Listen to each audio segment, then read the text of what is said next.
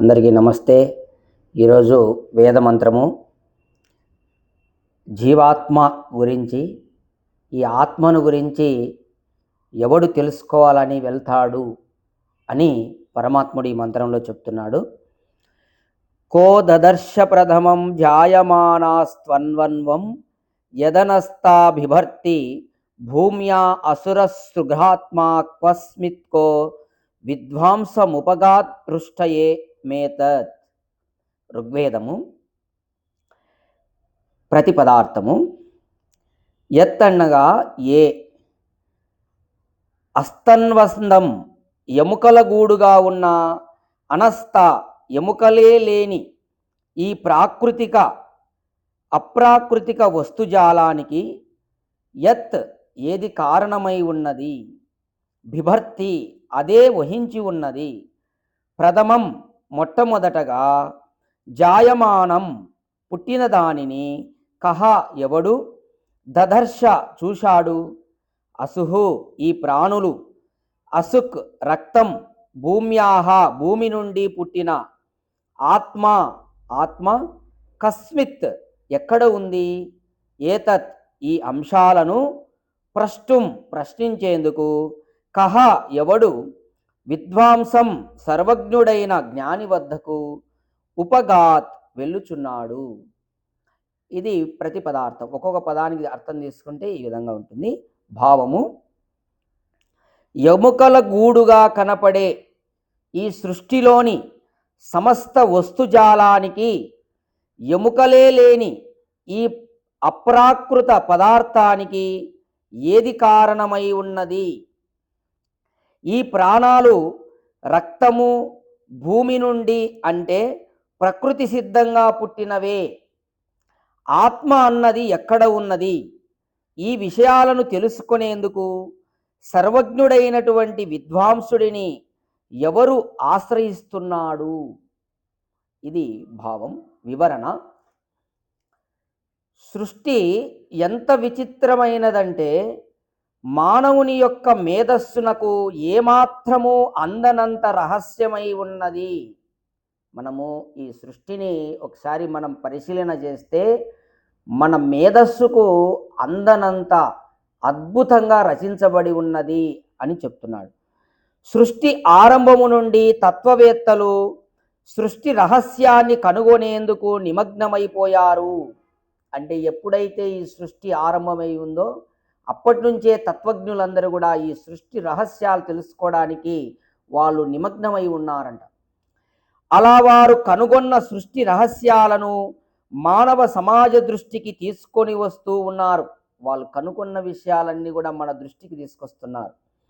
మనిషిలోని బుద్ధి బలం సాటి లేనిది కాకపోయినా గొప్ప బుద్ధి బలం మాత్రం ఉందని అంగీకరించక తప్పదు. అయితే ఇక మనుష్యుని యొక్క బుద్ధి గురించి చెప్తే, ఇతని బుద్ధి కూడా చాలా గొప్పగా ఉంది. అయితే దీనికి ఇది సాటి లేదని మనం చెప్పడానికి వీలు లేదు. కాకపోతే కొంత బుద్ధి అయితే ఉన్నది అనే విషయాన్ని ఇక్కడ ఋషులు చెప్తున్నారు. ఎలాగంటే, మహాసముద్ర గర్భాలలోనికి ప్రవేశించి వానిని సంపూర్ణంగా పరిశోధించాడు. నింగికెగరి తారకల విశేషాలను కనుగొన్నాడు. అంగారక గ్రహవాసులతో మాటలాడి వారితో సంబంధాలను కూడా పెట్టుకోవడానికి ప్రయత్నాలు సాగిస్తున్నాడు. పర్వతాలను సహితం పిండి కొట్టి వాటిని ఆవగింజలలాగా మార్చేస్తున్నాడు. మహా అరణ్యాలు సహితం మనిషి బుద్ధి వైభవం ముందు పల్లెల్లో ఉండే ఒక చిన్న పొలం కంటే కూడా చిన్నవి అయిపోయాయి. భూమి చివరన ఉండే ధృవాలు కూడా అస్థిరంగా అయిపోయాయి. నీరు, నిప్పు, గాలి, నేల కూడా సేవకులుగా మారిపోయాయి. నదీ ప్రవాహ గతులను కూడా మార్చివేశాడు. ఎండలతో మండే ప్రదేశాలు, నిప్పులు కురిసే వేడి అతడిని బాధించలేకున్నాయి. అంటే ఏసీలు పెట్టుకోవడము ఇదంతా మనిషి బుద్ధి గురించే వచ్చింది అని ఒక్కొక్కటి చెప్తున్నాడు అన్నమాట. నదీ ప్రవాహ గతులను మార్చివేశాడు. ఎండలతో మండే ప్రదేశాలు, నిప్పులు కురిసే వేడిని కూడా అతడిని బాధించలేకున్నాయి. నిత్యము సంచరించే వాయువును కూడా బంధించి వేశాడు. అఖండమైనటువంటి కాలాధీశుణ్ణి కూడా క్షణం, నిమిషం, గంటాది పరిమాణాలతో కొలిచి చెప్పగలిగాడు. సృష్టిలోని అనంతమైనటువంటి అంతరిక్షాన్ని చిన్న చిన్న ప్రదేశాలుగా విభజించాడు. తన యుక్తితో విశ్వాన్నే ఒక చిన్న పల్లెగా కుదించి వేశాడు. ఈ విధంగా దేశ కాలాదులపై విజయాన్ని సాధించిన కారణంగా సమస్త జీవకోటిపైన తన అధికారాన్ని నిలబెట్టుకున్నాడు. దాని ద్వారా మానవుడు గర్వోన్నతుడై వెలుగుతూ పోతున్నాడు. నిజమే, మనిషి తన విజయాలను గర్వింపదగినవాడే, కానీ గర్వం మాత్రం తగినది కాదు. ఎందుకంటే సృష్టిలోని మానవుని శక్తి కంటే మించిన మహోన్నతమైనటువంటి శక్తి ఏదో ఒకటి ఉన్నది. చూడండి, ఇక్కడ మనిషి యొక్క అద్భుతాలు ఏమేం చేశాడు, వీని బుద్ధి ఎంత గొప్పది అనే విషయాన్ని ఇక్కడ ఋషి తెలుపుతున్నాడు. ఇలా చేస్తున్నాడు, కానీ ఇతని కంటే ఒక మహోన్నతమైనటువంటి శక్తి ఒకటి ఉన్నది అని గుర్తు చేస్తున్నాడు. ఓరి పిచ్చి మనిషి, అట్టి శక్తి ఏదో అసలు నీవెవరివో ఎప్పుడైనా ఆలోచించుకున్నావా? లేదు కదా. సముద్రాలను కూడా మదించేవాడా, ఇంతకు నీవెవడివో చెప్పు. ఇన్ని కనిపెట్టి ఇన్ని చేస్తున్నావే, అసలు నువ్వు ఎవరో ఆలోచించావా? నువ్వెవరో తెలుసుకున్నావా అంటున్నాడు. కొండలను సహితం పిండిగొట్టినటువంటి గనుడా, ఘనమైనటువంటి నీ రూపం ఎంత? ఎప్పుడైనా నిన్ను నీవు పరిశీలించుకున్నావా? నీ శరీరము క్రమముగా శిథిలమై నశించిపోయేదే. అయితే నీ శరీరంలో ఉన్నటువంటి ఈ జీవాత్మ అనేటటువంటిది నువ్వు ఎవరో తెలుసుకున్నావా? నీ ఈ శరీరం ఉంది, ఇది ఎప్పటికైనా శిథిలమైపోయేదే. అది కేవలం మట్టితో చేయబడింది. ఆ మట్టికి నిప్పు, నీరు, గాలి తోడు అయ్యాయి. మరి ఈ శరీరం ఎలా తయారయ్యిందో నీవు ఎప్పుడైనా ఆలోచించావా? అసలు ఇది మొట్టమొదట ఎలా ఎందుకు పుట్టిందో విచారించావా? అచేతనమా లేదా జ్ఞాన విహీనమా, అనుభూతి శూన్యమా అయినటువంటి జడ పదార్థ పరిమాణము కాదా ఈ శరీరము అని ఇక్కడ మన యొక్క శరీర గతి గురించి కూడా, మన శరీరంలో ఉన్నటువంటి జీవాత్మ గురించి ఋషి చెప్తున్నాడు. ఎప్పుడైనా ఆలోచించావా ఇవన్నీ? ఆత్మ అనగా జీవాత్మ ఈ శరీరములో ఉండి నేను నేను నాది నాది అని అంటుంది. అలా అంటున్నదేదో ఎవరో ఈ శరీరాన్ని కోసి పరిశీలించావా? ఆ రీతిగా చూచినటువంటి ఆ ఆత్మ కనిపించిందా? అసలు కనిపిస్తుందా? అయితే ఈ శరీరములో నరాలు, నాడులు మొదలగు వాని లక్షణాలను తెలుసుకునేందుకు శస్త్రచికిత్సలు చేసే పద్ధతులు నేర్చుకునేందుకు వైద్య గురువుల వద్దకు వెళ్ళి తెలుసుకున్న రీతిగా ఈ విషయాలను తెలుసుకునేందుకు ఏ గురువుల వద్దకైనా వెళ్ళావా? అంటే డాక్టర్లు ఒక గురువు దగ్గర నేర్చుకుంటారు కదా విద్యను, వైద్యం అంతా. అట్లా నువ్వు ఈ శరీరంలో ఉన్నటువంటి వాటి గురించి తెలుసుకోలేదానికి ఏ గురువు దగ్గరికైనా వెళ్ళావా? వెళ్ళి అడిగి తెలుసుకున్నావా? అరే, ఈ శరీరం ఎముకలతో నిర్మాణం అయ్యింది. మరి ఆ ఎముకల అవసరం ఏముంది? అస్వంతం యదనస్త్వా బిభర్తి అనగా ఎముకల సముదాయంతో నిర్మితమైనటువంటి సృష్టిలోని సర్వజీవ పదార్థాలను ఎముకలు లేని ఒక దివ్యమైనటువంటి తత్వము నిత్యము వహిస్తూ ఉన్నది అని చెప్పినటువంటి ఈ వేదవాక్యార్థాన్ని అర్థం చేసుకో. మానవ శరీరాన్ని కోసి చూస్తే నీకు మాంసము, ఎముకలు దర్శనమిస్తాయి. కానీ వానిని నిత్యము వహించే ఆ తత్వములో మాంసము, శల్యాదులే కానరావు. అంటే మాంసము, శల్యాదులు లేనిది జన్మరహితమైనటువంటి ఆత్మతత్వము. అనగా ఇక్కడ నువ్వు ఈ శరీరాన్ని కోస్తే మాంసము, ఎముకలు ఇవే కనబడతాయి.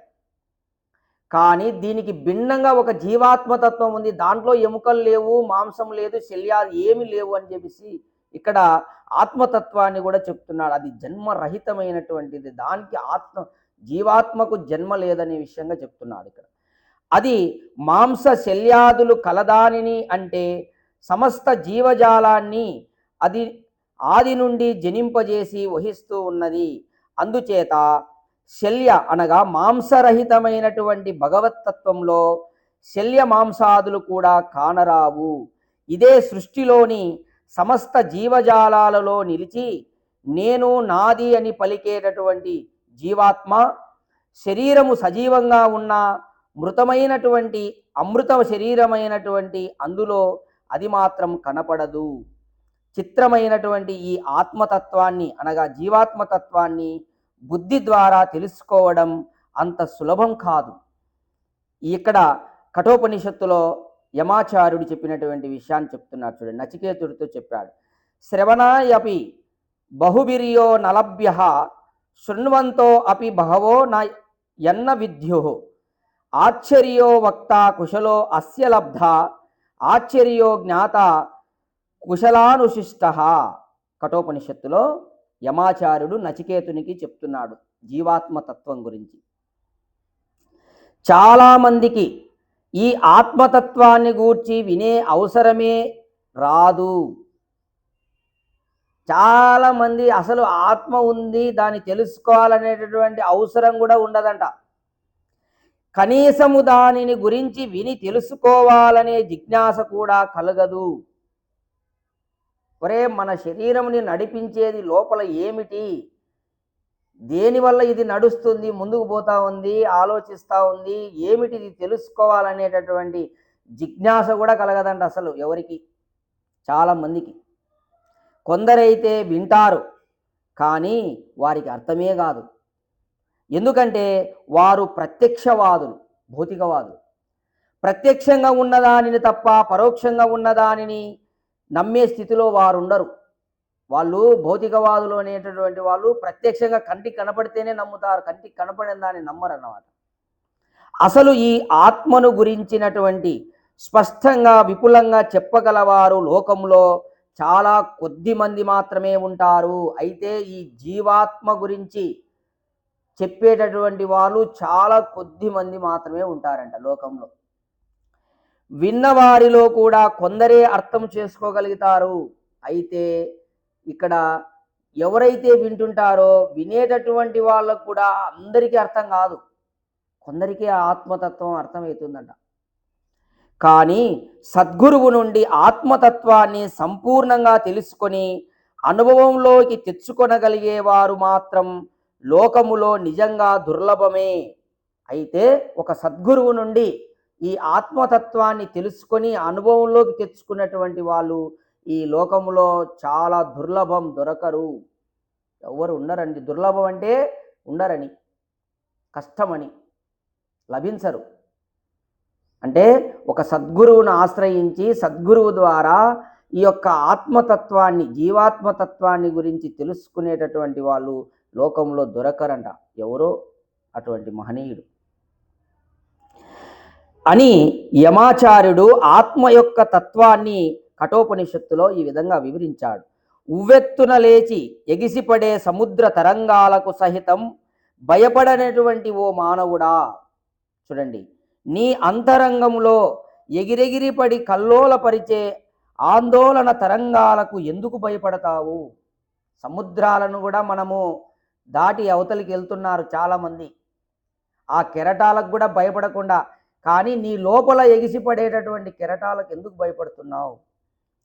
వాటిని కూడా వశం చేసుకో. జలది తరంగాల రహస్యాలను నీవు కనుగొన్నావు, కానీ నీలో కదిలేటటువంటి అంతర్మదన తరంగాలను మర్మాన్ని తెలుసుకోలేకున్నావు. బయట తెలుసుకుంటున్నావు అన్నీ, కానీ లోపల ఏముందనే తెలుసుకోలేకపోతున్నావు. సర్వ జగత్ రహస్య సారాన్ని తెలుసుకోగలిగినటువంటి నీవు నీలో గూఢంగా ఉన్నటువంటి నీ గురించి నీవు తెలుసుకునేందుకు ఎందుకింత ఆలస్యం చేస్తున్నావు? బయట రకరకాలు ఎన్ని కనిపెడుతున్నావో చూడు.